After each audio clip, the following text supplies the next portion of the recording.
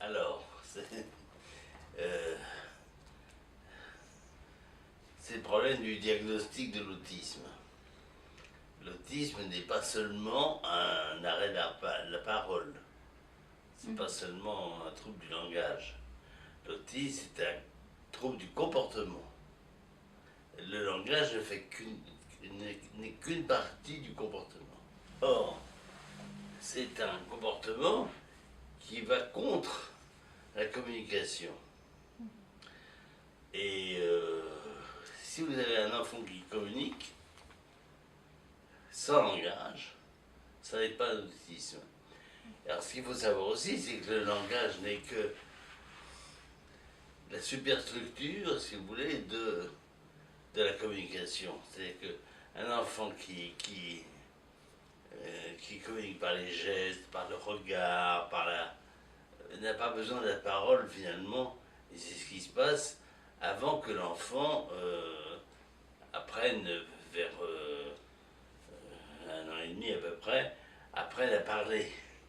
Avant qu'il apprenne à parler, il essaie de parler avec les parents et il répond au sourire, il répond à la communication, il répond par toutes sortes de comportements. Voilà, alors les trous de la parole qui ne sont pas. Il y a un retard simple de langage, c'est des choses qui existent. Je connais un psychanalyste très connu qui n'a parlé qu'avec 5 ans, vous voyez. Donc le retard de langage existe. Et puis il y a aussi, ça c'est diagnostiqué beaucoup plus tôt, les problèmes de surdité, surdimutité. Ça c'est autre chose encore. Enfin bref, il y a tout ça. Et puis il y a le mutisme aussi psychologique.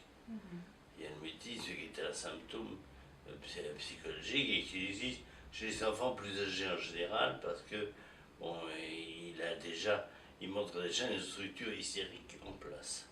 Voilà, bon je m'arrête là parce que on pourrait en dire vrai, mais le diagnostic d'autisme n'est pas un diagnostic simple et c'est un diagnostic qui repose sur autre chose, pas seulement sur le langage. Voilà.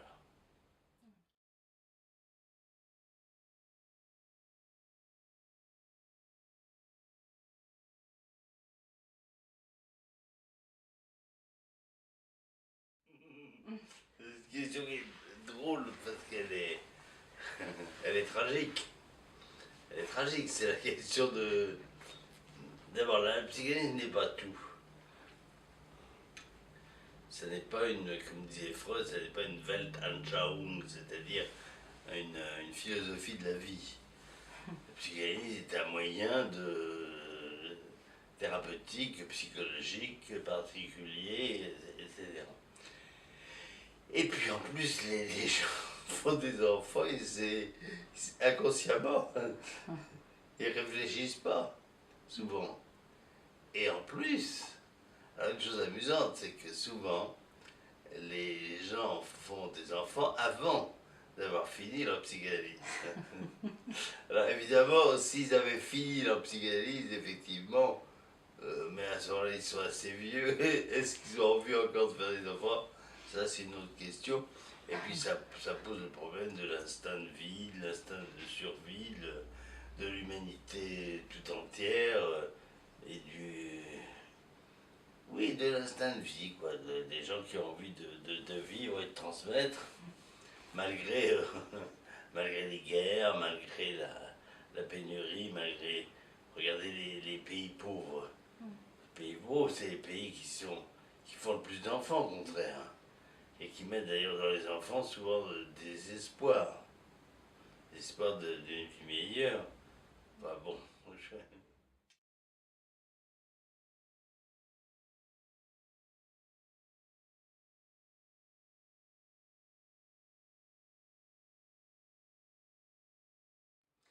Bon, alors ça pose toutes sortes de questions. Là. Il y a plusieurs questions. La première, c'est je ne sais pas d'où Pierre Poisson tient ses propos de Manoni.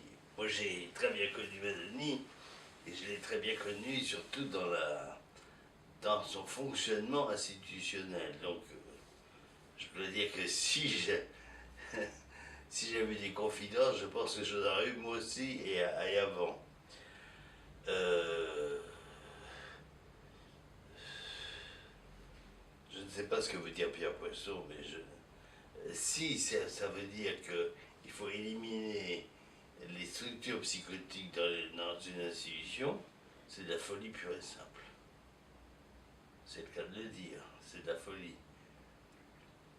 Les psychotiques ne sont pas plus méchants que les autres, ils sont même souvent plus intelligents. En plus, à l'école freudienne, qui était l'école de Manoni, là où elle était formée, enfin avec Lacan, etc., dont je faisais partie, je peux vous dire qu'il y avait beaucoup de psychotiques. Les gens ne le savent pas, mais il y a beaucoup de psychanalystes psychotiques. Et alors ça pose le problème de ce qu'on appelle psychose. Là, apparemment, on a l'impression qu'il y a des psychotiques qui sont dérangeants. Parce que, évidemment, un paranoïaque en pleine crise, ça pose des problèmes en institution.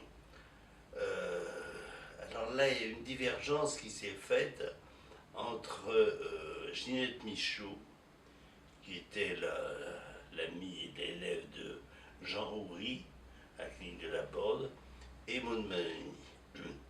C'est-à-dire que Ginette Michaud pensait que les problèmes institutionnels, les problèmes psychologiques institutionnels, les problèmes psychiatriques devaient être traités par l'institution elle-même. C'est tout le problème de la clinique psychiatrique de la Borde où on pratiquait ce qu'on appelle la psychothérapie institutionnelle. Et je sais qu'il y avait un différent entre Ginette Michaud et Maud Manoni là-dessus. Maud Manoni pensait au contraire qu'il ne fallait pas s'occuper des problèmes personnels des gens en institution, qu'il fallait que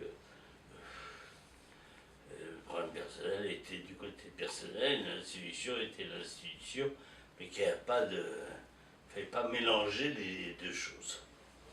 Voilà, ça je le sais parce que c'était une notoriété publique.